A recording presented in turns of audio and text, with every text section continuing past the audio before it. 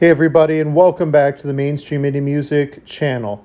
We talk about all things indie music, alternative music, pop punk, whatever it may be. We like to talk about it here on this channel, mostly though focusing on indie music.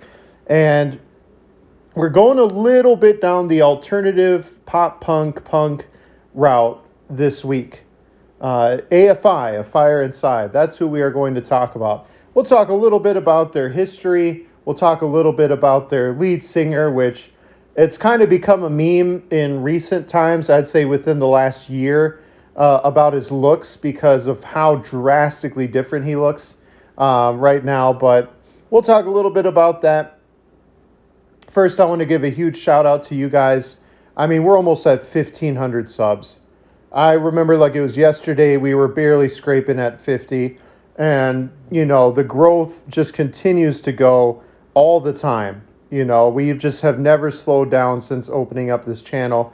And I don't deserve it. You fans have been great. I love all the comments about the coughing in the shorts videos. I love that. Please keep engaging with it. It's so funny to read the comments about that, especially the people that lean into it. But without further ado, let's get into AFI. Let's get into their history. Now, AFI was first founded on the west coast of the United States about the early 90s. Now, think about the 90s, music scene. We were just going through the grunge movement back then, and then, of course, towards the end, that's when the grunge movement stopped, of course, with the sad ending of Kurt Cobain, and then many other kind of bands that kind of faded to the background. But more importantly, into the early 2000s, rock itself started to go through a drastic change, especially in the punk era, because that's kind of where AFI found themselves, was they were a punk band, and so around 2000, ska itself had just kind of crested the wave of ska, and pop punk started to take over the airwaves. In fact, if you were a punk band, that seemed to be the route that you needed to go to gain popularity. Now think of bands a la Yellow Card, Good Charlotte, All American Rejects, Blink-182, Green Day. Think that route. So AFI kind of had a choice to make. Would they lean into that era of punk music, or would they kind of stay to the sound that they had carved out themselves? The thing about AFI too, even as a band coming out of the late 90s into the early 2000s, is their lead singer and songwriter, Davey, really had a different style of writing punk music. It almost leaned into the emo genre, where it was a lot of deep lyrics, a lot of looking inside of yourself and inspection and so on and so forth, rather than kind of the rebellious, love-torn ballads of the punk rock era, and then, of course, the pop punk era as well. It almost is like they wanted a deeper sound and meaning than their contemporaries. And there was no dig on them. They didn't really have any feuds between other pop punk bands. It's just they had a vision for themselves, and that was the route that they wanted to take.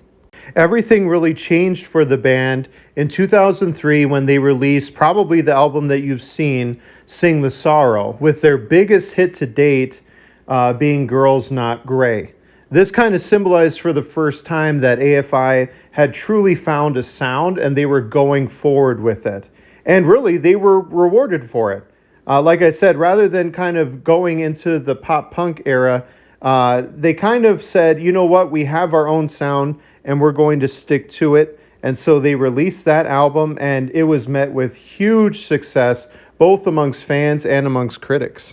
One side note, too, kind of last addition I wanted to add here. It's interesting as well because you may be wondering, well, why are we including AFI kind of in like an indie light? Well, the alternative world kind of embraced AFI as well. They kind of liked, a lot of fans of indie music kind of liked the fact that they were kind of going their own route and it was more difficult. making music that they liked rather than kind of cave into what the record labels were wanting. In fact, an alternative magazine, and I forget the name of it, I want to say it was like Alternative World or something like that. It's still to this date, or at least amongst like the last decade, ranked Girls Not Gray in the middle of like its top 100 best songs of the decade so far. So definitely it was getting a lot of love in the indie world as well. Now, of course, we have to talk about their album that came out a few years later, December Underground, because that album had their biggest single to date, Miss Murder. Now, of course, it's no question that this, hit the pop charts. You heard that song everywhere. Even if it's funny because I was talking about AFI as I was kind of doing research into the band to my coworker, and as I was describing them, he's asked like, "Well, have I heard anything of theirs?" And I said, "You've probably heard of Miss Murder before." And he wasn't so sure, but as soon as I played Miss Murder off of Spotify, it was almost immediately he knew what I was talking about. So the song was everywhere, even if maybe it doesn't ring any bells. Definitely look it up again because the song is awesome. One thing to note, though, about the album, December Underground, was AFI really leaned into doing stuff different. They went heavy into synth, and they went into kind of like the different approach than just like its straight punk rock sound, four-piece band. They really wanted to experiment with different musical styles on that album. Now, AFI is still a band to this day. They still tour, they still make new music, and I think that's kind of wrapping up the review of this band.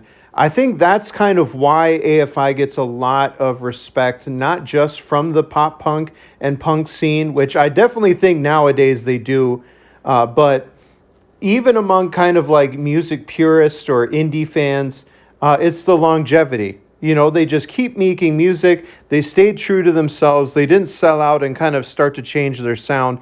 They kept kind of that artistic integrity and the longevity. Any band kind of gets respect staying together and sticking together, not even going on a hiatus, because they love their fans and they love the music that they make. You got to give them a lot of props for that. So that's our summary of the band AFI. What do you guys think of them? Have you heard of them before? And please feel free to share in the comments about, what are your favorite AFI songs and albums? That's all that I had, and I will see you all next week. Peace.